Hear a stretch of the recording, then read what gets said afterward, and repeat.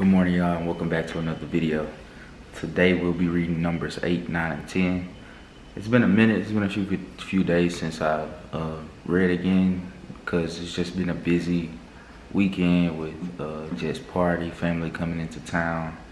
But I wanted to make sure that I get back on the train and get things back going. So let's start with Numbers 8, the lampstand. The Lord said to Moses, "Tell Aaron to put the 7 lamps in the place I showed you. These lamps will light the area in front of the lampstand." Aaron did this. He put the lamps in the right place so that they lighted the area in front of the lampstand.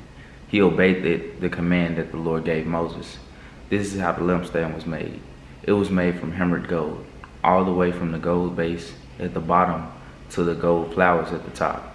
It looked just like the pattern that the Lord had shown to Moses, dedicating the Levites. The Lord said to Moses, "Separate the Levites from the other Israelites. Make these Levites clean.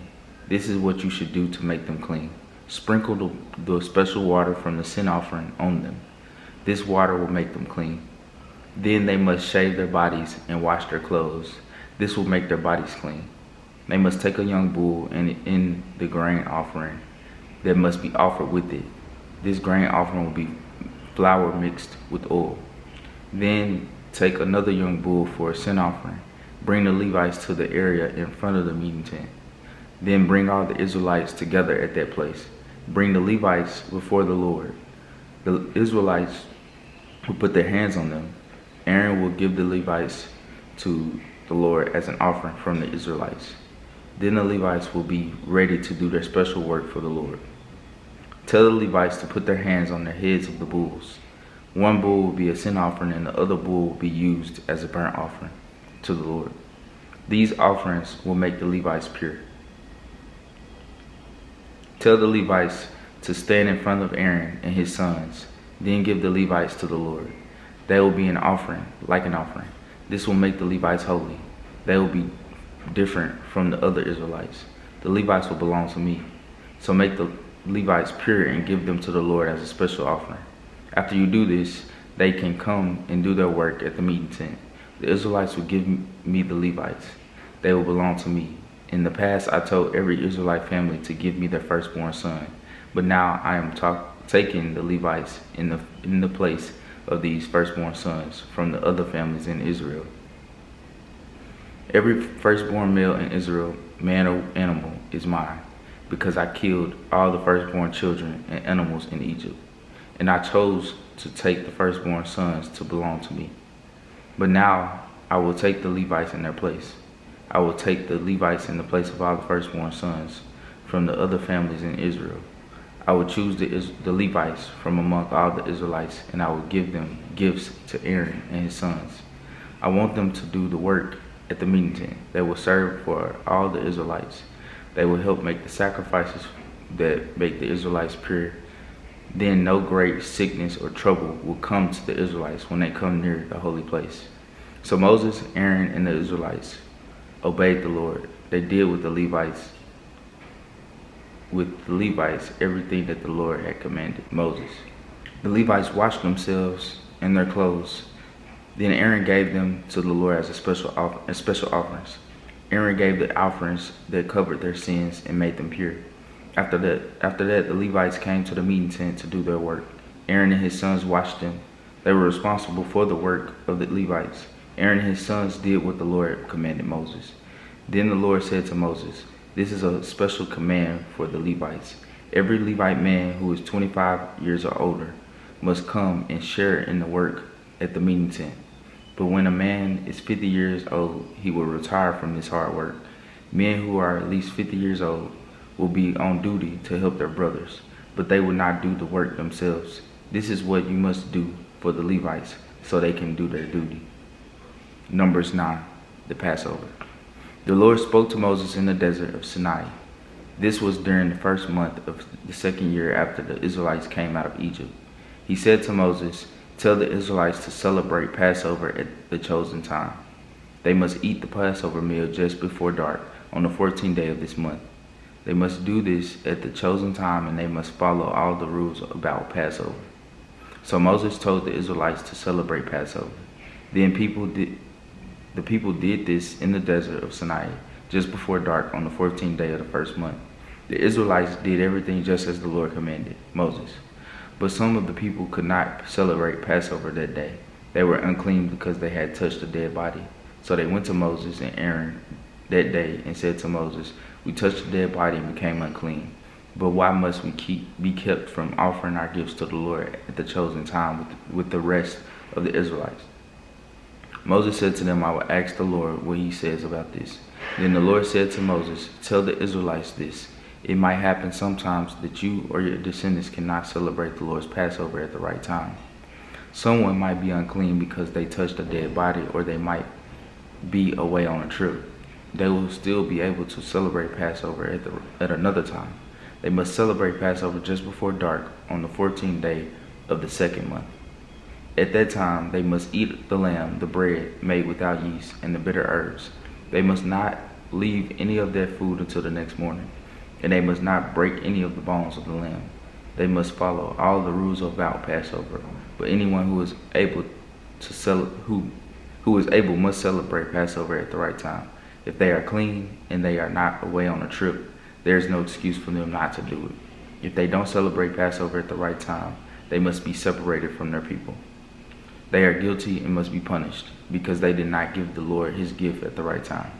A foreigner living among you might want to share in the Lord's Passover with you. This is allowed, but that person must follow all the rules about Passover. The same rules are for everyone. The cloud and the fire. On the day the holy tent, the tent of the agreement, was set up, a cloud covered it. At night, the cloud over the holy tent looked like fire. The cloud stayed over the holy tent all the time. And at night, the cloud looked like fire. When the cloud moved from its place over the holy tent, the Israelites followed it. When the cloud stopped, that is the place where the Israelites camped. This was the way the Lord showed the Israelites when to move and when to stop and set up camp. While the cloud stayed over the holy tent, the people continued to camp in that same place. Sometimes the cloud would stay over the holy tent for a long time. The Israelites obeyed the Lord and did not move. Sometimes the cloud was over the holy tent for only a few days. So the people obeyed the Lord's command. They followed the cloud when it moved. Sometimes the cloud stayed only during the night. The next morning the cloud moved. So the people gathered their things and followed it. If the cloud moved during the day or during the night, they followed it. If the cloud stayed over the holy tent for 2 days, a month, or a year, the people stayed at that place. They did not leave until the cloud moved. When the cloud rose from its place and moved, they also moved. So the people obeyed the Lord's command. They camped when the Lord told them to, and they moved when he told them to. They watched carefully and obeyed the Lord's commands to Moses. Numbers 10. The silver trumpets. The Lord said to Moses, "Make 2 trumpets. Use silver and hammer to make the trumpets. These trumpets will be for calling the people together and telling them when it is time to move from the camp. If you blow long blasts on both trumpets, all the people must meet at the entrance of the meeting tent. But if you blow long blasts on only one trumpet, only the leaders will come to meet with you. These are the leaders of the 12 tribes of Israel. Short blast on the trumpet will be the way to tell people to move the camp. The first time you blow a short blast on the trumpets, the tribes camping on the east side of the meeting tent must begin to move. The second time you blow a short blast on the trumpets, the tribes camping on the south side of the meeting tent will begin to move. But if you want to gather the people together for a special meeting, blow the trumpets in a different way. Blow a long, steady blast on the trumpets. Only Aaron's sons, the priests, should blow the trumpets. This is a law for you that will continue forever, for generations to come. If you are fighting an enemy in your own land, blow loudly on the trumpets before you go to fight them. The Lord your God will hear you, and he will save you from your enemies.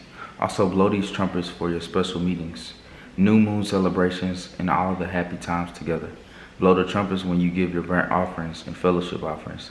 There will be a special way for your God to remember you. I command you to do this. I am the Lord your God." The Israelites moved the camp. On the 20th day of the second month of the second year, after the Israelites left Egypt, The cloud rose from above the tent of the agreement. So the Israelites began their journey. They left the desert of Sinai and traveled until the cloud stopped in the desert of Paran. This was the first time the people moved their camp. They moved their, the washer is over there making a loud noise, so I hope it's not distracting. This was the first time they moved their camp. They moved it the way the Lord commanded Moses. The 3 divisions from Judah's camp went first. They traveled under their flag. The first group was the tribe of Judah. Nahshon, son of Amminadab, was the commander of that group. Next came the tribe of Issachar. Nathaniel, son of Zur, was the commander of that group. And then the tribe of Zebulun. Eliab, son of Helon, was the commander of that group. Then the holy tent was taken down, and the men from Gershon and the Merari families carried the holy tent. So the people from these families were next in line. Then came the 3 divisions from Reuben's camp. They traveled under their flag. The first group was the tribe of Reuben. Elazar, son of Shader, was the commander of that group. Next came the tribe of Simeon. Shemuel, son of Zerishaddai, was the commander of that group. And then came the tribe of Gad. Eliasaph, son of Deuel, was the commander of that group. Then came the Kohath family. They carried the holy things from inside the holy tent. These people came at this time so that the other people could set up the holy tent and make it ready at the new camp before these people arrived. Next came the 3 groups from Ephraim's camp. They traveled under their flag. The first group was the tribe of Ephraim. Elishama,